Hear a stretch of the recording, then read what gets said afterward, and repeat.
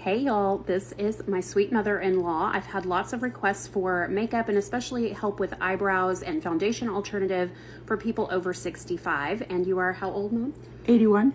81. Doesn't she look amazing? I've already set her up with the concealer and the contour, and then we're going to use the foundation alternative over that and start blending.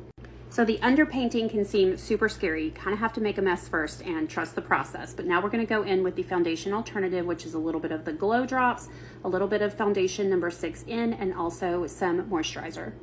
Now she's got some color back. She's still highlighted under the eyes, but it's very subtle. Now we're going to set that with powder. And that pink pressed powder really brings back some of the pink tones, but just in the right place, keeping her nice and glowy and bronzy looking with just a little bit of pink to the skin.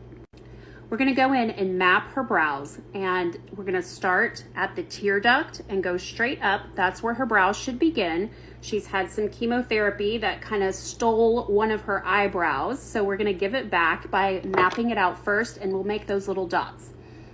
So they're hard to see. We're using the taupe pomade, but her starting point is going to be right above the tear duct, and then the arch is going to be at the outside, and that's really where her natural arch is anyway, but for some people it's not, so you want to make a mark there.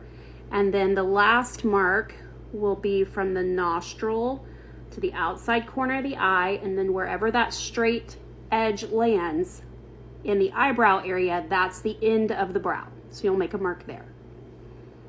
And we're just going to sketch in really lightly with a little brow brush from A, the starting mark, to B, a straight line, and then a straight line from B to C. And then we'll start going in with little motions upward to fill out the brow shape. So even where she has no hair, I think that a brush and a pomade is going to give you the most natural brow look without it looking like a stamp or anything like that. So pencils can be great, powders can be great, but they're much more difficult to do well. We're going to go in with the Nearly Nude lipstick as a cream blush, and we're going to keep it pretty high. Tapping it in, and then we'll use our fingers to kind of spread it out, and that's going to add a nice glow, and it's just a better choice than a powdery blush. It's so natural. I love that look.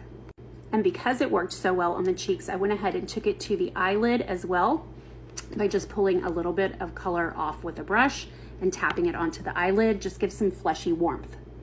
Mascara applied with a little brush by pulling a little bit off the wand and just making those little baby hairs darker.